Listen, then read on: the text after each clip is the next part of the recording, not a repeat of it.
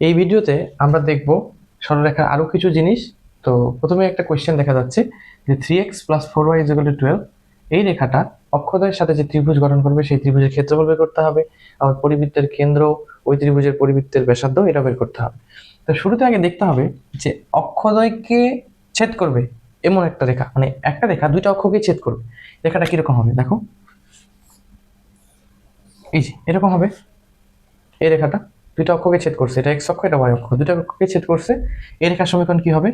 যদি এইটুকু এক্স অক্ষে যতটুকু ছেদ করছে এটা যদি আমি এ হয় আর এটা যদি বি হয়, তাহলে এই রেখার সমীকরণ হবে x/a + y/b = 1। কিভাবে দেখো, একটা রেখা এই বিন্দুটা স্থানাঙ্ক কি হবে a, 0, এটা 0, b, দেখো হয় কিনা। আমি যদি এই রেখাটা এক্স অক্ষকে কোন বিন্দুতে ছেদ করছে এটা যদি বের করতে চাই, এক্স অক্ষের উপর ওই বিন্দুর কোটি কি হবে? 0 হবে। ওয়াইটাকে 0 করো, তাহলে এই পার্টটা 0 হবে। এক্স এর হলো কি হবে? এ। তাহলে বিন্দুর স্থানাঙ্ক হবে a, 0। আচ্ছা, এই রেখাটা আবার যদি ওয়াই অক্ষকে ছেদ করে, কোন একটা রেখা যে পয়েন্টে ওয়াই অক্ষকে ছেদ করবে ওই পয়েন্টের ভুজ থাকবে? ভুজ থাকবে না, তাহলে এক্সটা 0 হবে। সেক্ষেত্রে y/b = 1 হবে, এটা এই পার্টটা তো 0, তাহলে ওয়াইটা হবে b। তাহলে ওয়াইটা b, এক্সটা 0 হলে 0, b। ওকে, এভাবে আর কি বের করা যায়। আচ্ছা, তাহলে এইটা রেখা হচ্ছে x/a + y/b = 1। এই রেখাটা হচ্ছে উভয় অক্ষকে ছেদকারী রেখার সাধারণ সমীকরণ। এ আর বির মানটা জানা থাকতে হবে, এ হবে এটা, বি এটা।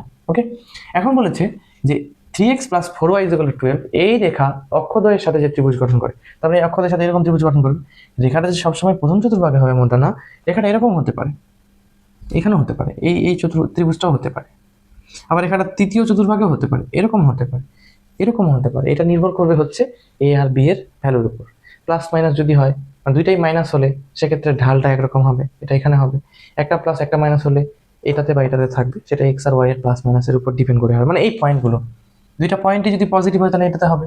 এখন এটা এটা পজিটিভ, এটা এটা নেগেটিভ হলে এইদিকে হবে, আবার দুইটাই নেগেটিভ হলে এইদিকে হবে, একটা পজিটিভ আর একটা নেগেটিভ হলে এইদিকে হবে আবার।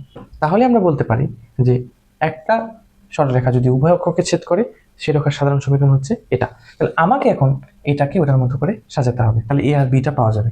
তাহলে দেখি 3x + 4y = 12। আর আমি এইদিকে আমার লাগবে কি 1, তাহলে 1 রাখতে গেলে 12 দিয়ে ভাগ করতে হবে, তাহলে 3x + 4y 12, এদিকে হবে 1। ওকে, আচ্ছা আলাদা করে লিখলে 3 সাথে 12 গেলে হবে x/4, 4 দিয়ে 12 কাটলে y/3 = 1। এটার সাথে তুলনা করলে এটা হবে 4, বিটা হবে 3। তাহলে আমি যদি এটা একটু আট করি, দুইটাই পজিটিভ, তাহলে এই পয়েন্টটা এটা 4, এটা হবে 3, তাহলে এই পয়েন্টটা হবে 4, 0, এটা হবে 0, 3। ওকে, এখন কোয়েশ্চেন হচ্ছে ত্রিভুজটার ক্ষেত্রফল কত? অক্ষদ্বয়ের সাথে যে ত্রিভুজ গঠন করবে সেটা হলো এটা, এটা একটা সমকোণী ত্রিভুজ। তাহলে ক্ষেত্রফল কি হবে? ক্ষেত্রফল ক্ষেত্রফল সমান হবে হাফ গুণন ভূমি গুণন উচ্চতা। এখানে ভূমি হচ্ছে 4, এটা হলো উচ্চতা হলো 12, 3। তাহলে 3 4 12, 2 দিয়ে কাটলে হবে 6, 6 বর্গ একক। ক্ষেত্রফল কত হবে? 6 বর্গ একক। খুব মজার একটা জিনিস, এটা এখান থেকেই বলা যায় এ আর বি। তাহলে ক্ষেত্রফলের এই এই ট্রিক্সটা কি? হাফ ইন্টু এ ইন্টু বি না? তাহলে এরিয়াটা এখান থেকে কি বলা যাবে? সূত্র আকারে যদি কেউ মনে রাখতে চায়, হাফ ইন্টু এ বি। ওকে, কারণ সমকোণী ত্রিভুজের ক্ষেত্রফল হচ্ছে হাফ ইন্টু ভূমি গুণন উচ্চতা। এরপরে দেখো বলেছে যে পরিবৃত্তের কেন্দ্র কোনটি? এটা খুব ইম্পর্টেন্ট একটা কোয়েশ্চেন। বৃত্ত আর সরলরেখা চ্যাপ্টারটা যখন মিক্স করে একটা কোয়েশ্চেন আসে তখন এই কোয়েশ্চেনটা দিয়ে দেয়। তাহলে পরিবৃত্ত হচ্ছে একটা ত্রিভুজের 3 ধরনের বৃত্ত আট করা যায়। একটা হচ্ছে একটা ত্রিভুজের অভ্যন্তরে হয়, 3টা বাহুকে টাচ করে, সেটা হলো অন্তবৃত্ত। 3টা শীর্ষকে টাচ করে যে বৃত্তটা যাবে সেটা হবে পরিবৃত্ত। আর বহিবৃত্ত হচ্ছে এই প্রত্যেকটা বাহুকে, এই দুটো করে বাহুকে বর্ধিত করে দাও, তখন এখানে যে বৃত্তটা আট করা যাবে, এটাকে বর্ধিত করে দাও, এখানে যে বৃত্তটা আট করা যাবে। মানে শুধুমাত্র একটা ত্রিভুজের বাইরে থাকবে 3টা বৃত্ত আট করা যাবে বাইরে, আর অন্তবৃত্ত শুধু একটাই আট করা যায়, পরিবৃত্ত একটা আট করা যায়, কিন্তু বহিবৃত্ত কয়টা আট করা যায়? 3টা। এই দুটো বাহুকে বর্ধিত করে দাও, তখন এই দুটো বাহু আর এটা মিলে যে একটা বৃত্ত। আবার এটাকে বর্ধিত করে দাও, এখানে একটা বৃত্ত। এটাকে বর্ধিত করে এখানে একটা বৃত্ত। 3টা। তাহলে একটা ত্রিভুজের বহিবৃত্ত হয় হচ্ছে 3টা, অন্তবৃত্ত হচ্ছে এটা এখানে 3টা বাহুকে টাচ করবে, যেটা ভিতরের দিকে থাকবে। আর পরিবৃত্ত বলেছে, তাহলে পরিবৃত্ত মানে 3টা শীর্ষকে টাচ করবে যে বৃত্তটা, যে বৃত্তটা 3টা শীর্ষকে টাচ করে যাবে এরকম হবে, তো এটাকে বলা হবে এই ত্রিভুজের পরিবৃত্ত। ওকে, তো পরিবৃত্তের কেন্দ্র হবে, এটা একটা মজার জিনিস হচ্ছে, পরিবৃত্তের কেন্দ্র হবে এই যে ত্রিভুজটা ছিল, ত্রিভুজের অতিভুজের মধ্যবিন্দু। কি হবে? কেন্দ্রটা হবে তাহলে, কেন্দ্র হবে অতিভুজের মধ্যবিন্দু।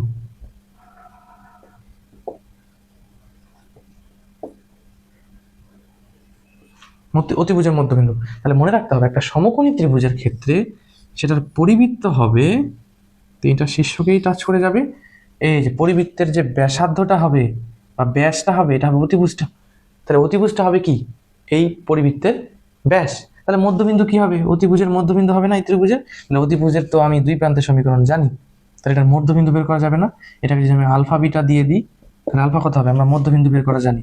ভুজগুলো যোগ করতে হবে, 0+4 2 দিয়ে ভাগ করলে হবে 2, আর বিটাটা কত হবে 3 + 0/2 = 2।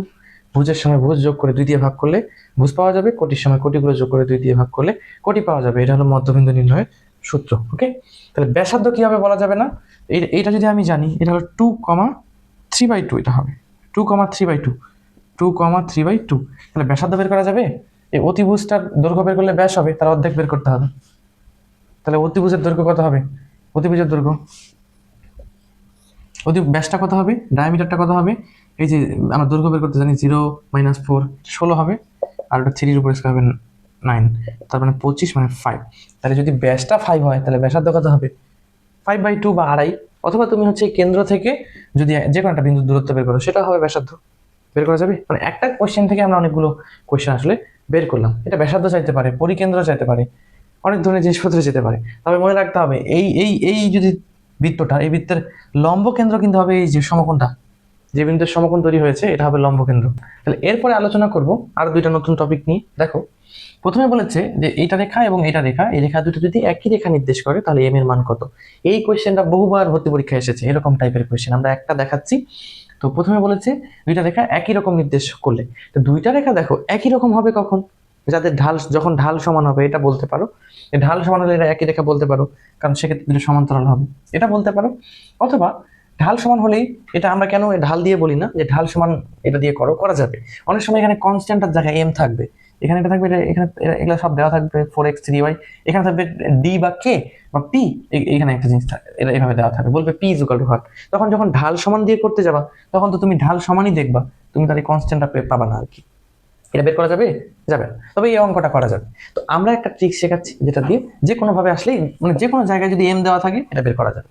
ট্রিক্সটা হচ্ছে, দুইটা রেখা যদি একই রেখা নির্দেশ করে, তার অর্থ কি দেখো তো, যে একই রেখা নির্দেশ কখন করবে, যখন এক্স এর সহগগুলোর যে অনুপাত হবে, ওয়াই এর সহগগুলোর যে অনুপাত হবে, বা কনস্ট্যান্ট বা ধ্রুবক পদের যে অনুপাত হবে, এটা সমান হবে, তাহলে তো আমি একই রেখা বলতে পারি। তাহলে আমি প্রথম কোশ্চেনটা আনসার কিভাবে লিখবো দেখো। তাহলে আমি বলতে পারি একই রেখা কখন বলবো, দুইটা রেখাকে যখন এক্স এর সহগগুলো একই হয়, মানে অনুপাতগুলো, মানে m/6, ওয়াই এর সহগের যে অনুপাত 3/12, আবার কনস্ট্যান্ট বা ধ্রুবক পদের যে অনুপাত 4/6। অনেকে আবার কি করে, m/6 লিখে এখানে আবার 12/3 দেয়। যখন প্রথমটার ক্ষেত্রে এমটা উপরে থাকবে, তার মানে প্রত্যেকটার ক্ষেত্রে এই রেখাটার এগুলো আগে আসবে, উপরেই থাকবে, সিরিয়ালি যাইতে হবে। এখন এম উপরে নিয়ে পরেরটা প্লাস 6 এই 12 উপরে নেওয়া যাবে, এটার ক্ষেত্রে 3টাই উপরে নিতে হবে, এখানে আবার 4টাই উপরে নিতে হবে। ক্লিয়ার? এখন তুমি যে কোনো একটা নিয়ে করতে পারো, এটা সমান এটা করতে পারো, অথবা এটা সমান এটা করতে পারো, একই আনসার আসবে। আমি একটা উদাহরণ নিয়েছি, পরীক্ষায় অন্যভাবে থাকতে পারে। তো এখানে আমি কি লিখতে পারি, m/6 সমান 3 দিয়ে এটাকে 12কে কাটলে হবে কত, 1/4। 1/4 হবে না, 3 দিয়ে কাটলে, সেক্ষেত্রে m এর ভ্যালু কত হবে, 6টা গুণ হয়ে যাবে, 6/4 = 3/2। এরকমটা হবে, আচ্ছা হবে। আচ্ছা, তুমি যদি এখান থেকে এটা এটা নিয়ে করতা, তাহলে m/6 সমান হতো 4/16, মানে 1/4। তাহলে 1/4 কাটাকাটি কি, তাহলে m সমান কত হবে, 6টা গুণ হয়ে যাবে, 6/4 মানে 3/2। তোমার যেটা দিয়ে যে কোনো দুইটা নিয়ে করলে একটা মান বের হবে। ওকে, কারণ একই রেখা তখনই নির্দেশ করবে যখন এক্স এর সহগের অনুপাত, ওয়াই এর সহগের অনুপাত এবং হচ্ছে ধ্রুবকের যে অনুপাত থাকবে, এটা একই রকম হবে।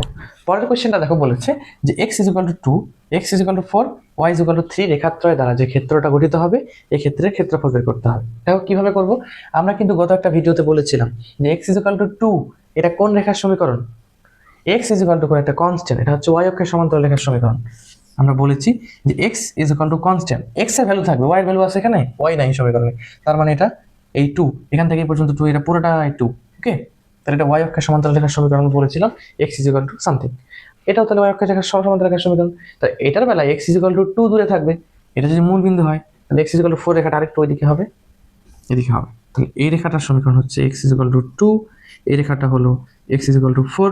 এবার বলছে y = 3, y = 3 মানে উপরের দিকে হবে, -3 বলে নিচের দিকে হতো, এখানে যদি -2 বলতো তাহলে এই এই ঋণাত্মক দিকে হয়তো এক্স এর, তাহলে ওয়াই ইজ ইকুয়াল টু 3 লেখা হবে, এই যে বললাম এরকম, এটাকে বললাম ওয়াই ইজ ইকুয়াল টু 3 রেখা। এবার এই তিনটা রেখা দ্বারা কোন ক্ষেত্রটা গঠিত হলো, দেখো এই তিনটা দিয়ে এই যে এই রেখাটা একটা, এই রেখাটা একটা, এই রেখাটা একটা, দেখো তাহলে এই রেখা, এই রেখা, এই রেখা, এটা মিলে এই ক্ষেত্রটা তৈরি হলো না, এই যে এটা হলো, এটার ক্ষেত্রফল বের করতে হবে। তো এটা ক্ষেত্রফল কিভাবে বের করবো, এখান থেকে এটা হলো এক্স ইকুয়াল টু 2, এটা হলো এক্স ইকুয়াল টু 4, তাহলে এই ভ্যালুটা কত 2 হবে মাঝখানে, এটা 2, এটা পুরোটা এখান থেকে এটা 4, মাঝখানে কত 2, আর ওয়াই ইকুয়াল টু 3 মানে এটা হলো এক্স অক্ষের সমান্তরাল রেখার সমীকরণ, এগুলোর প্রত্যেকটা জায়গায় কত করে, প্রত্যেকটা জায়গায় হচ্ছে 3 করে, তাহলে এটাও 3, দেখো তো তাহলে এটা 2 হলে এটাও 2, এটা 3 হলে এটাও 3, তাহলে আমি বলতে পারি একটা আয়তক্ষেত্র, তাহলে এর এরিয়াটা কত হবে,